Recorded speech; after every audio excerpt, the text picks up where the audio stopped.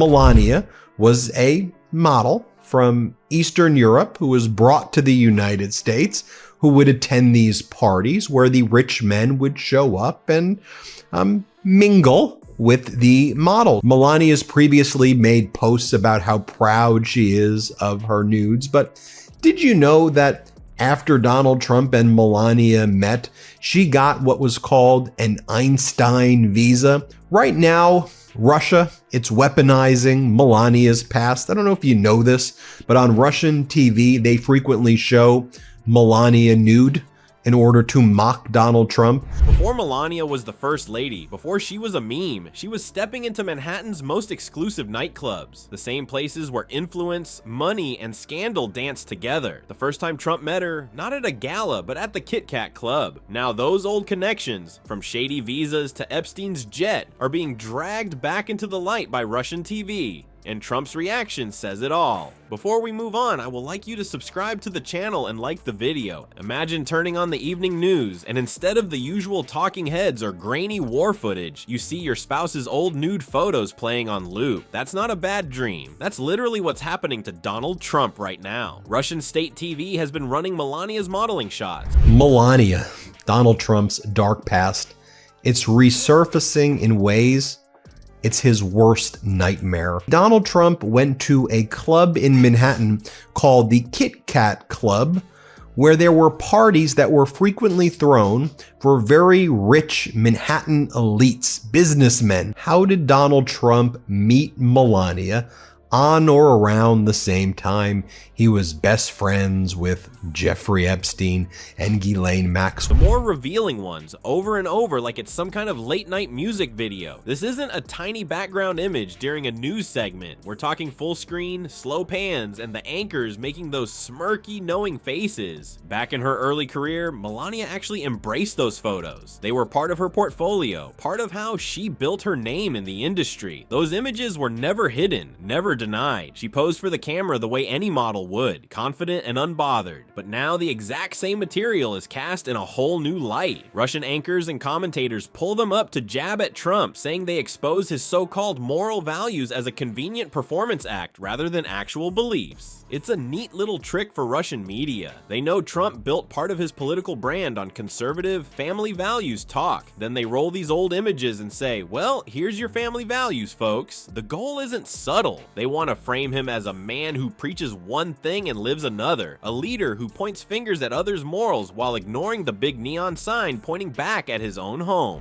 They were linked by someone named Paolo Zampoli, who's become an ambassador under Donald Trump, a high-ranking government official. Melania arrived in the United States from Slovenia in 1996 for modeling work, and then she obtained her green card around 2001 based on her extraordinary ability as a model. So Donald Trump meets Melania at the Kit Kat Club, and then they develop a relationship with each other, and then let's talk about what happened. And honestly, it almost feels like Putin's been moonlighting as the White House's unofficial historian. Forget dusty archives or presidential libraries. Apparently, Moscow's version of history class includes swimsuit spreads and Playboy-style pictorials. You half expect them to release a Best of Melania coffee table book next. For Trump, this isn't just about embarrassment. This is a guy who thinks in terms of image the same way Vegas casinos think about slot machines.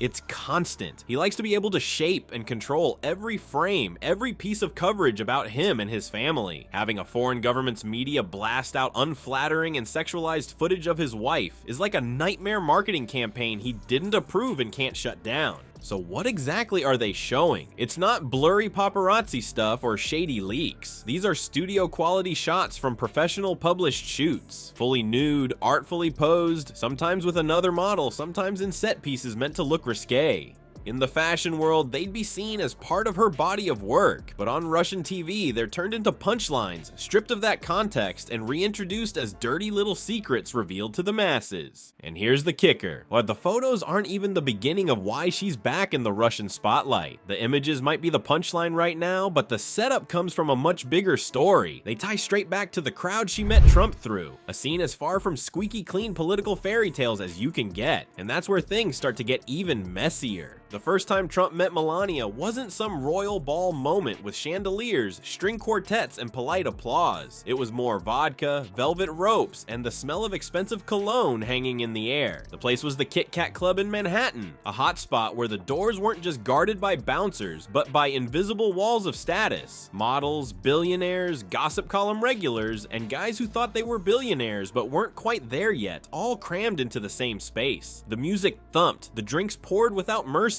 and deals, business and otherwise, were whispered in shadowy corners. The Kit Kat Club was exactly the kind of environment where Trump thrived, loud enough to blur out awkward silences, but intimate enough to scope out talent. Whether that meant real estate investors or runway models, Melania was there because of Paolo Zampoli, a modeling agency executive who made a career out of importing beauty to Manhattan and then introducing it to wealth. Zampoli had brought her over from Europe, placing her in the kind of photo shoots and events that would get her noticed by the right circles. And Trump, always with his radar tuned to beautiful faces, was one of those right circle members. She was treated like a genius, an exceptional achievement visa that gave her a fast track to become a United States citizen. This is 1997. How sweet. Trump's Brit of all right. Just weeks after ditching his second wife, America's best-known billionaire Donald Trump has fallen under the spell of a 20-year-old English girl. Was before Melania, when he met London model Anuska DeGiorgio at a party in Manhattan. Several American millionaires already had their eyes on Anuska, but she was there with Robert Maxwell's daughter, Ghislaine. Paolo was essentially the middleman between Trump and Melania. Without that introduction that night, the entire Trump-Melania chapter might never have been written. But the crowd Zampoli moved in wasn't your typical networking group. These parties pulled in people from scandal-focused tabloids as much as financial magazines. And in that orbit, names like Jeffrey Epstein and Ghislaine Maxwell weren't rare cameos. They were part of the guest list. The crossover between the nightlife scene, high fashion, and high finance was so tight that you could leave a table of models and find yourself shaking hands with a hedge fund manager who also happened to be swapping stories with Epstein. Epstein himself would later claim he knew the ins and outs of Trump and Melania's early relationship. He liked to paint himself as a gatekeeper to America's elite social scene, and he wasn't shy about hinting he'd had a front row seat to their connection. Whether all of that was true or just his own ego talking, it made sure the Trump-Melania origin story forever had an asterisk hanging over it. But that was the thing about the Kit Kat scene. It blurred lines. Business cards were swapped as easily as phone numbers. Investors pitched ideas to moguls over martinis. Models laughed at bad jokes from millionaire suitors in hopes of landing dinner or a sponsor for their career. And hovering around it all was that same undercurrent. The rumors everyone heard but no one admitted to sharing, which celebrities had left together, which deals weren't really about business, which smiling couples were more contract than love story. These connections have never really gone away for the Trumps. They may have swapped late night club hopping for White House dinners, but the faces in the photos from back then keep showing up in investigations, news headlines, and awkward media questions. Donald Trump's out there doing that, and then Donald Trump's out there going to these parties at the Kit Kat Club to meet. This is separate than what I just said. This is separate. He's just going out there to meet, these young models. In 1997, he's out there partying with Epstein and Ghislaine. So Donald Trump goes to the Kit Kat Club, and let's just see the story as reported by the New York Times about how Donald and Melania met at the Kit Kat Club. When names like Epstein still spark online outrage, any tie to that social circle, even back in the so-called glamorous days, becomes political baggage that's impossible to toss overboard. So when Russian TV runs Melania's old photos, it's not just about the pictures. The bigger sting is that they're also shining a light back on the environment where Trump found her. An environment packed with billionaires, wannabe billionaires, scandal magnates, and a few people who would later get their own mugshots. It makes the Trump-Melania beginning look less like a classic romance and more like a tabloid subplot that never ended. And this is just the opening act of her American story, because once Melania was in Trump's world, the next step was making sure she could stay. And the way she did that set off its own political fireworks. What does a Nobel Prize winner and Melania Trump have in common?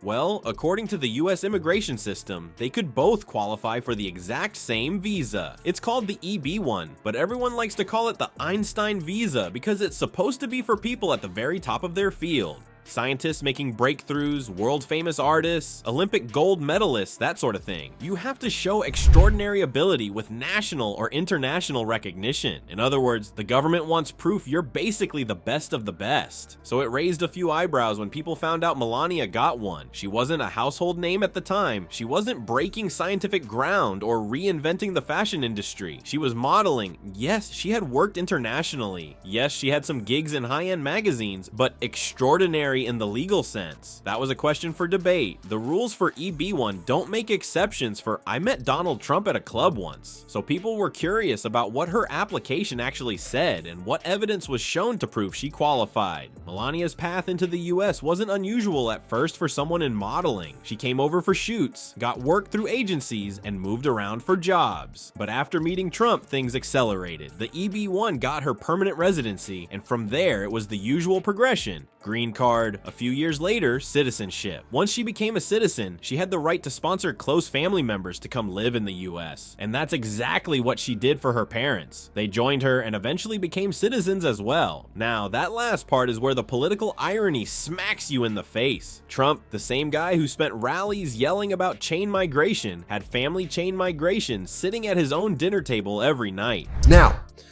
Melania is no, innocent person in all of this either. Melania, after Donald Trump, was caught on video bragging about sexually assaulting women. He described it as locker room talk.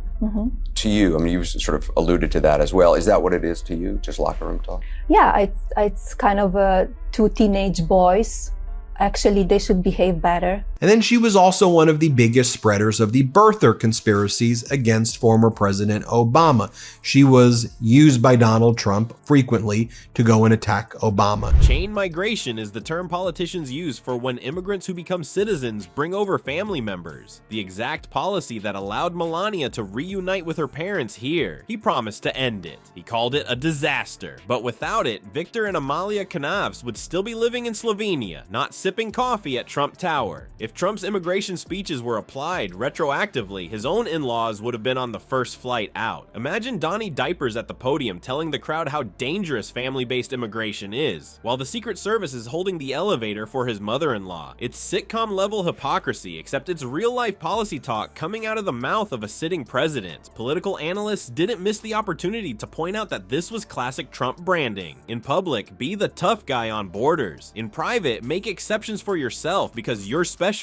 and the rules are for other people. One even joked that for Trump, immigration policy wasn't about the law, it was about the optics of winning. You hammer the issue to fire up your base. You make it sound like you're protecting them from invasion, and you hope nobody notices your own family just walked past customs with a welcome basket. Melania's previously made posts about how proud she is of her nudes, but did you know that after Donald Trump and Melania met, she got what was called an Einstein visa? Melania arrived in the United States from Slovenia in 1996 for modeling work, and then she obtained her green card around 2001 based on her extraordinary ability as a model. Donald Trump went to a club in Manhattan called the Kit Kat Club, where there were parties that were frequently thrown for very rich Manhattan elites, businessmen. And in a way, that's exactly why the EB1 thing still sticks. It's not that Melania broke rules, she didn't. It's that her story doesn't match the script Trump spent years selling. He used immigration as a weapon on the campaign trail, as a divider, as part of his tough persona. But his own wife's journey was possible thanks to a visa reserved for the elite, followed by policies he wanted to destroy. That contradiction makes the perfect setup for critics who say he applies standards to everyone but himself. Which brings us back to why Russian TV loves this whole saga so much. They're not just dunking on Trump with racy pictures. They're stacking those pictures next to stories about glamorous nightclubs, mysterious visa approvals, and parents flying over on the very system he called broken. It's a way to paint the Trump brand as a glossy surface covering messy cracks. And those cracks, they're starting to look like they connect his old scandals to problems waiting for him in the future. Russian TV isn't isn't just going for cheap late-night laughs here. They're pressing right where Trump's image is most fragile. They're taking the polished family man act and slicing it open with old photos, shady visa stories, and club connections. So what else is out there that people think is untouchable? If they can turn Melania's past into political ammo, imagine what could be done with other parts of Trump's world. When the brand is built on loyalty and image control, the real explosion might not come from losing an election. It might happen when cracks start inside the marriage.